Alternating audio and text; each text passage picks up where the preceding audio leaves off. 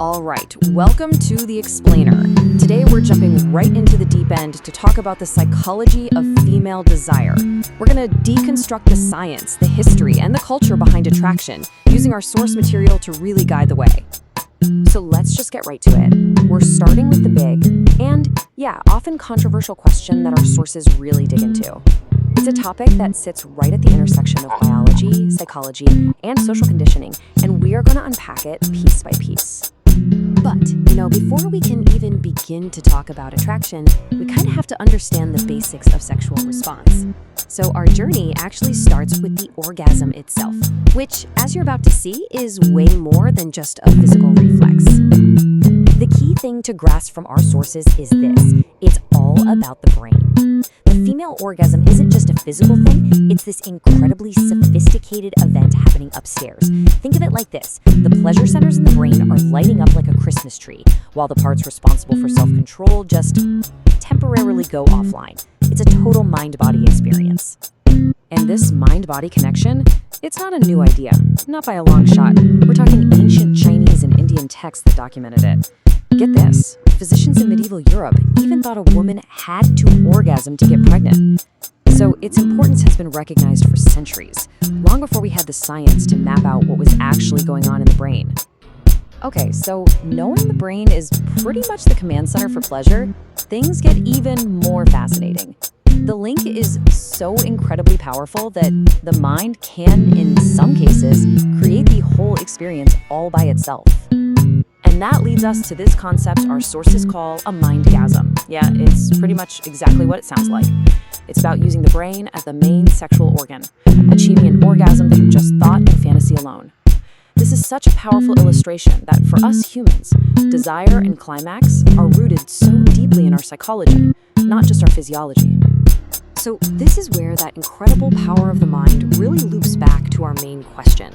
If our psychology is strong enough to create a physical response from just a thought, then what are the big theories explaining an attraction to dominance? Well, our sources point to a couple of really compelling and kind of competing scientific ideas. And here's a key piece of data coming from a University of Pennsylvania study. It found a pretty direct link. Women reported having more frequent orgasms and having them sooner, with partners they described as dominant. And a finding like that has sent researchers down two main paths to try and explain the why.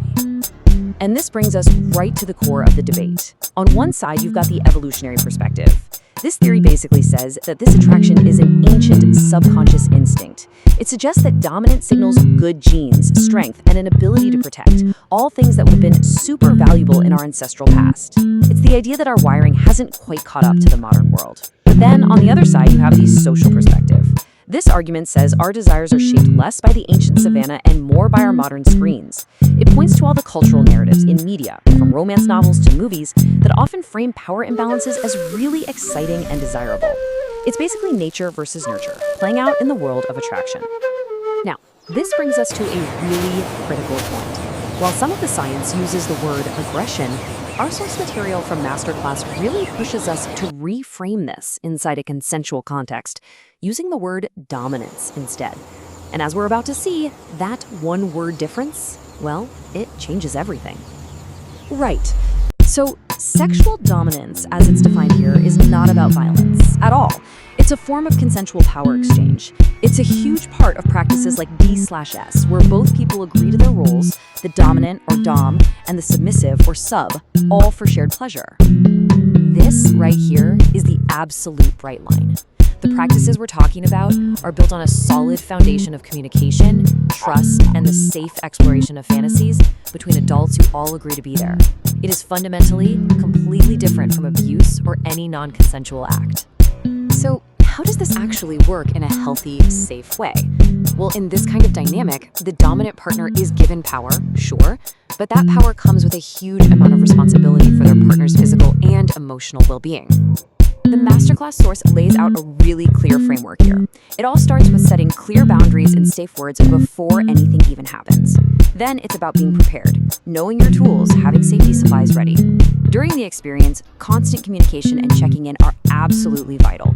But, maybe the most important part is aftercare, that crucial time after a scene is over for reconnecting and making sure both partners are okay emotionally. It's a whole approach to safety.